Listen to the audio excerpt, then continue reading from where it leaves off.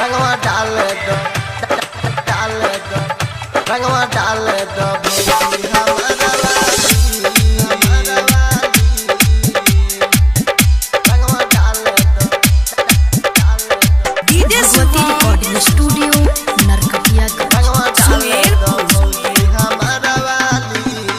होलिये के पीछे हम बानी पागलाई जहिया से गाँव में तो मत टंगाई सुनतर भौजी। होलिये के पीछे हम बानी पागलाई जहिया से गाँव में तो मत टंगाई की होलिया में आवतारे फागुन राखी आए हाय होलिये में आवतारे फागुन राखी रंगवा डाल दो रंगवा डाल दो रंगवा डाल दो भौजी हमारा वाली रंगवा डाल दो भौजी हमारा वाली रंगवा डाल दो भौजी हमारा वाली डीजे सुहा रंगवा डाल दो रंगवा डाल दो रंगवा डाल दो भौजी हमारा वाली रंगवा डाल दो भौजी हमारा वाली। बालटी में रंगवा लेके गौवा में चलेली चल तैयारवा देखे के कारा में डालेली के कारा में डालेली बालटी में रंगवा लेके गौवा में चलेली चहल तैयारवा देखे के कारा में डालेली कि मोटा तगड़ा बटला महर फिचकारी कि मोटा तगड़ा बटला महर फिचकारी रंगवा डाल दो रंगवा डाल दो रंगवा डाल दो भौजी हमारा वाली रंगवा डाल दो भौजी हमारा वाली रंगवा डाल दो भौजी हमारा वाली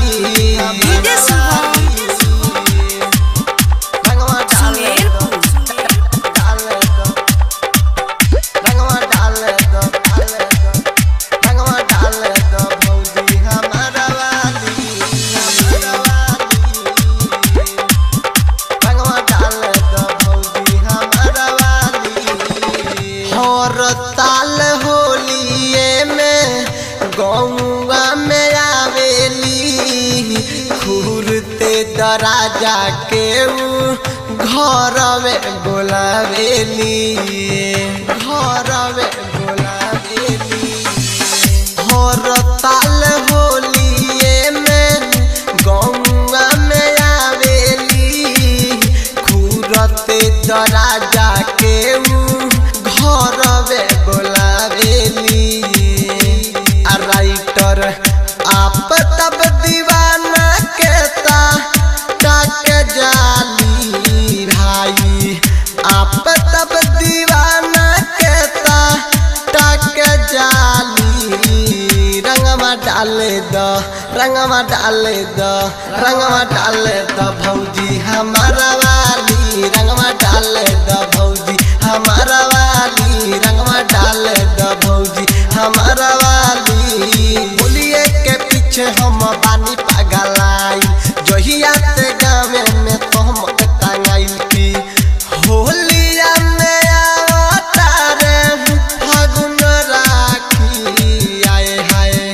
होलिये में आवतारे फागुन राखी रंगवा डाल दो रंगवा डाल दो रंगवा डाल दो भौजी हमारा वाली रंगवा डाल दो भौजी हमारा वाली रंगवा डाल दो भौजी हमारा वाली। Bhagwati recording studio Narkatiya.